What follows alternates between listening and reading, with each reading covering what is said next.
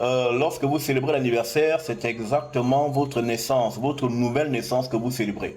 Parce que l'anniversaire a deux visages. Il y a le visage de la mort, qui veut dire que celui que vous étiez jusqu'à maintenant meurt et vous entrez dans un nouvel âge.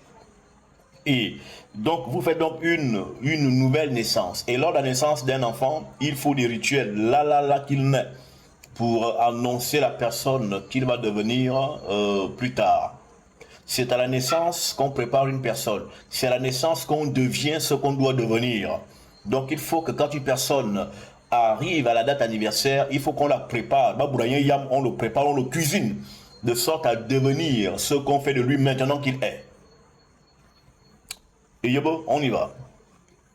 Oui, mais je voulais poser la question sur un enseignement de la semaine.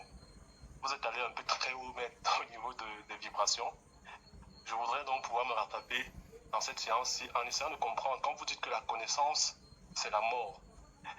Et lorsque je me souviens également que mon peuple périt faute de connaissance, est-ce que ça voudrait dire que nous qui sommes Congo, qui avons atteint les hauts niveaux de la connaissance, cela a pu nous être fatal dans l'explication que vous donnez, selon laquelle l'excès de connaissance engendre également la mort, de même que la connaissance nous apporte également la vie. Je voudrais comprendre ces deux dimensions de la connaissance encadrées par la vie et la mort. Parfait.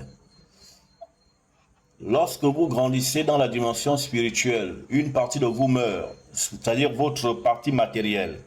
Une personne qui grandit en esprit fait mourir la chair. Si vous aimiez les femmes comme moi j'aime les femmes, et que vous montez en esprit, l'amour des femmes va partir. Malgré vous, quoi. C'est-à-dire que tu vas laisser ça avec les pinces, mon cœur. En fait, tu meurs sur la chair. Et c'est mon cas. C'est mon cas.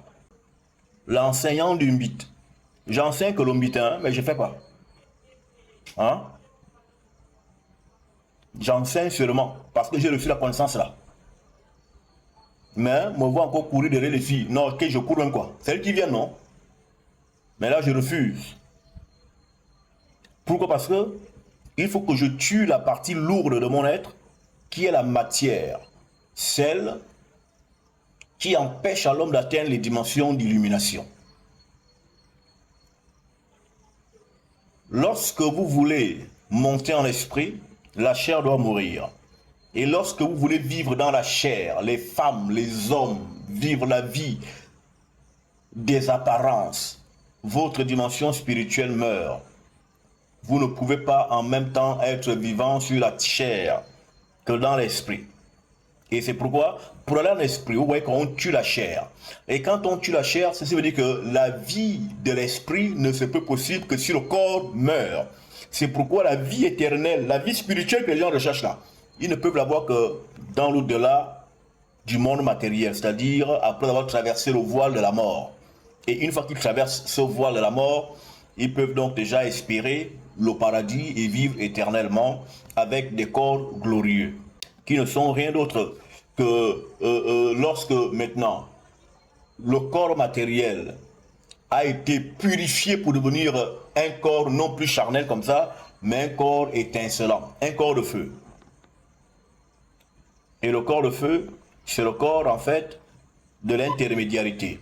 Le corps mystique, c'est lui qui doit être sauvé, c'est lui qui doit être divinisé.